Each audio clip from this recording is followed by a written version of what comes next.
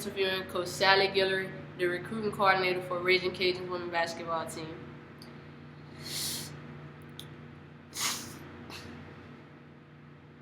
Who is responsible for the budgeting process, and what policies are associated with the budgeting decision making within the organization?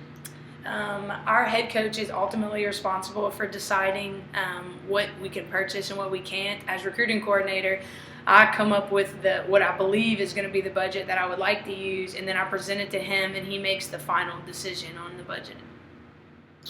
How often is the budget revised, and what type of input does the budget manager collect from the department head coaches with the organization? Once a year, we review the budget in April, and we have to submit our new budget to our athletic director by May 1st, and he ultimately decides if it approves. And I ask all of our coaches, our assistant coaches, our head coaches, what their thoughts are. I also review our budget from the past year to determine, and then I present that to our head coach, and he presents it to our athletic director.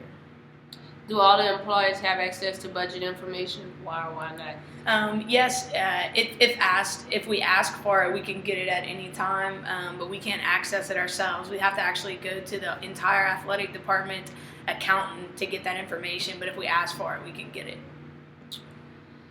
How are the budget figures derived from year to year, sport to sport, or season to season? We actually each year will review it, and if we need to add to it, then we will, if we saw that if we saw that we spent a lot the year before and we went over, or we needed to go over, we'll add to it for the next year. And since we've been here, our budget has increased each year. What does the budget financial manager believe are the three most important facts associated with the budget process, and how they communicate these tends to others in the organization?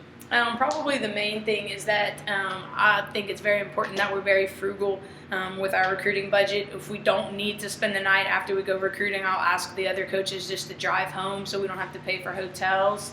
I think another thing is we determine which of our recruits are the most important, and we need to really emphasize our time on them and not waste time or not waste money on kids that we're never going to have a chance to get.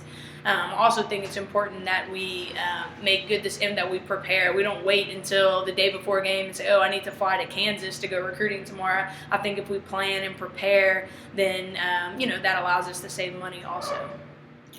Unlimited, who in the organization must be accountable for the budgeting process? Our head coach is the one who's accountable. If we go over the budget, or if we mess up paperwork, or we get audited and something's wrong, it's on him. But so I try to help him out and make sure that I do my job and do it right.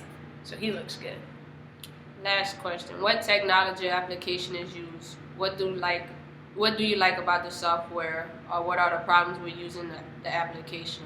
I don't technically use any technology with my responsibility as budget manager, but our overall accountant for the entire athletic department, I know she uses a software that I'm not too familiar with. But for me, the technology I use is basically just the computer, just researching information and trying to find out the best budget possible. Well, thank you for your time this afternoon. I thoroughly enjoyed it. Thank you, Coach Sally, for doing this interview. No problem. Coach Sally used her recruiting budget to recruit me, and now it's all paying off. Go Cajuns!